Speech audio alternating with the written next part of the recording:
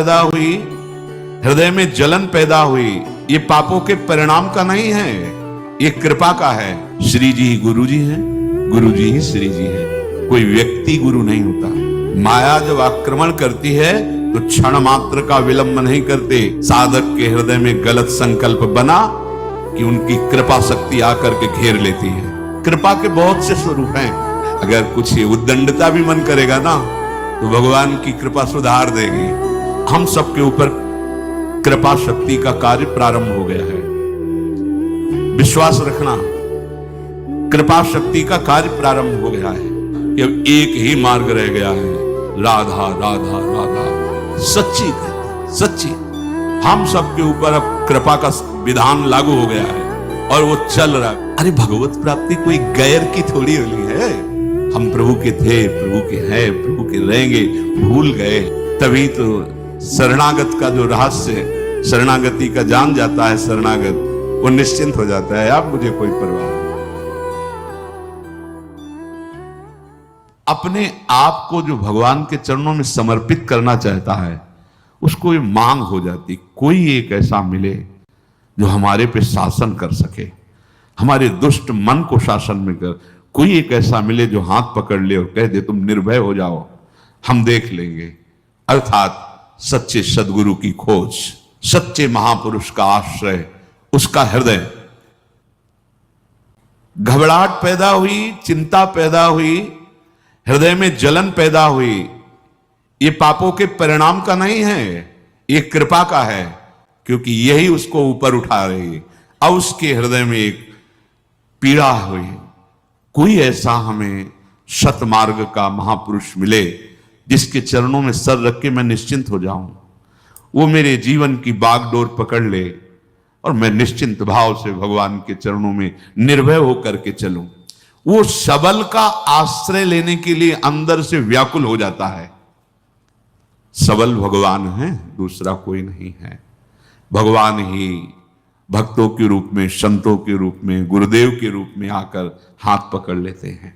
जब ऐसे महापुरुष का संग मिलता है तो मानो पड़ गया उनके चरणों में कि अब चाहे तुम चरणों से प्रहार करो और मुझे तिरस्कृत करके भगाओ, अब हमारी ठौर नहीं है, अब कोई और नहीं है हमारा। ये वृत्ति भी जैसे वो घबराहट भय आई, जैसे हृदय में किसी समर्थ की मांग हुई कि आए और मुझे पकड़ ले या मुझे बुलाए और मेरा हाथ पकड़ कर कहे तुम निश्चिंत हो जाओ, ऐसे ही ये वृत्ति उपासक के हृदय में आई कि अब आप चाहे मारो या तारो, अब मेरे लिए कोई ठौर नहीं और कोई और नहीं। ये ध्यान रखना, जब तक कोई ठौर है, कोई और है, तब तक निर्विकारता नहीं आती है, तब तक निश्चिंतता नहीं आती है। एक अद्भुत आनंद। आप एक बार हृदय को तो समर्पित करके देखो गोरे चरणारविंद में, एक बार तो हृदय में लाओ, अब कोई ठौर नहीं, श्री राधा जुग चरण निवास, अब कोई और नहीं, मेरी महारानी श्री राधा रानी, यही सदगुरु हैं। जो प्रभु की कृपा से ऐसा संग मिल गया, अब उसके हृदय में प्रतिपल एक उमंग आने लगती है।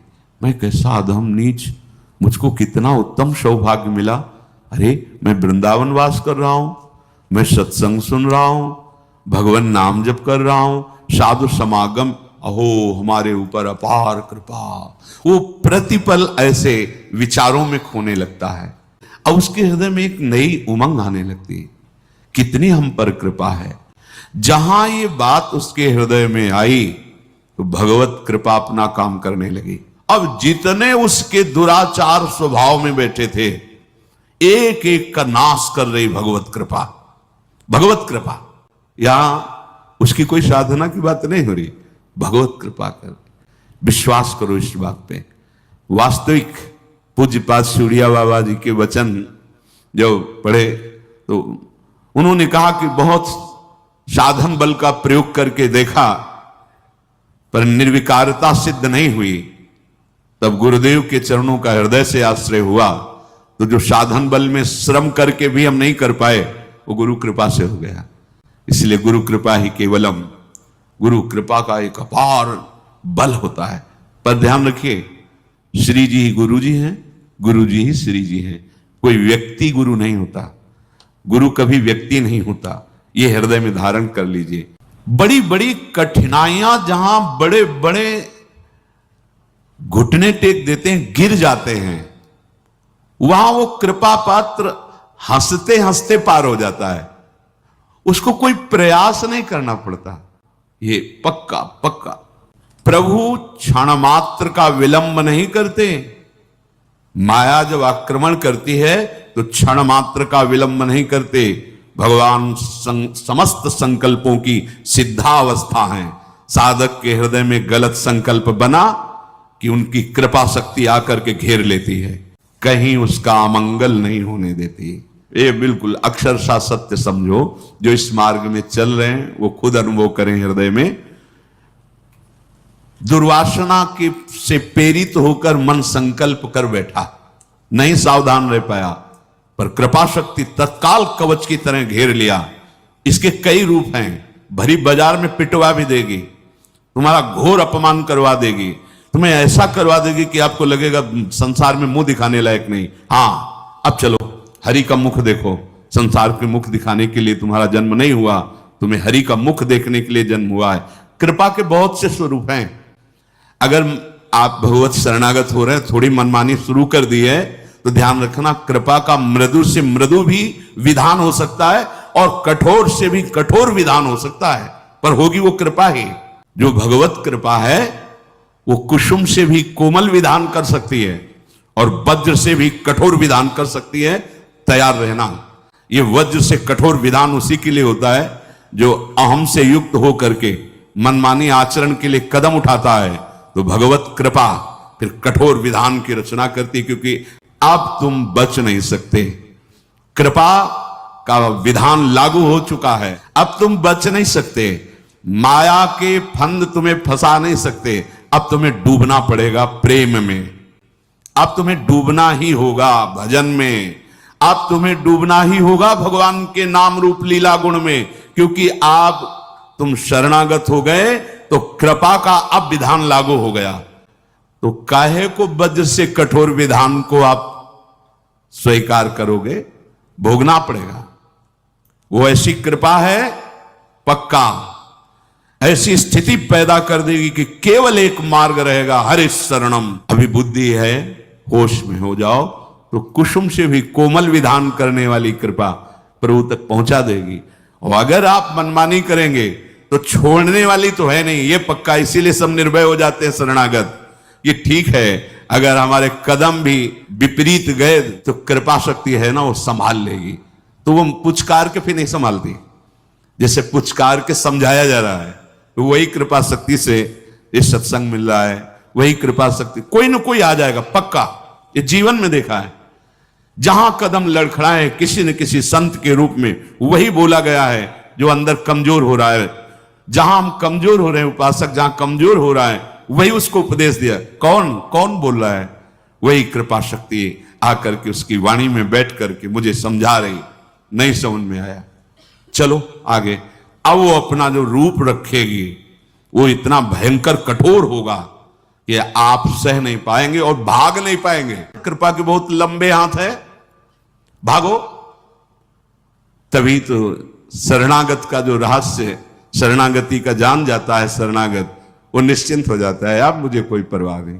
अगर कुछ उद्दंडता भी मन करेगा ना, तो भगवान की कृपा सुधार देगी, ऐसे सुधार देगी ना, दोबारा उधर जाएगा भी नहीं, जाएगा भी नहीं। लिख लो, पर वो बहुत कड़ुआ विधान होगा। जब इसका रहस्य समझ में आता है तभी मन नाच उठता है कि ऐसा कौन कृपालु है, ऐसा किसका स्वभाव है। हम सबके ऊपर कृपा शक्ति का कार्य प्रारंभ हो गया है। विश्वास रखना, कृपा शक्ति का कार्य प्रारंभ हो गया है। जैसे आप नाम ले रहे हैं तो हरिवंश कृपा, हरिवंश कहां है? मानव दे कृपा से, नाम जब कृपा से, धाम श्री राधिका कृपा बिनु सबके मनन अगम, साधु संग अब मोहि भाव भरोस हनुमंता बिनु हरि कृपा मिले। कृपा कृपा कृपा कृपा लागू हो गया विधान कृपा का। कि एक ही मार्ग रह गया है, राधा राधा राधा, सच्ची कहते हैं, सच्ची। हम सबके ऊपर अब कृपा का विधान लागू हो गया है और वो चल रहा है। भागो, भाग लो, कितना भागो, कृपा शक्ति तुम्हें घेर करके तुम्हारा मंगल करेगी। हां, भागोगे नहीं तो इसी जन्म में काम हो जाएगा।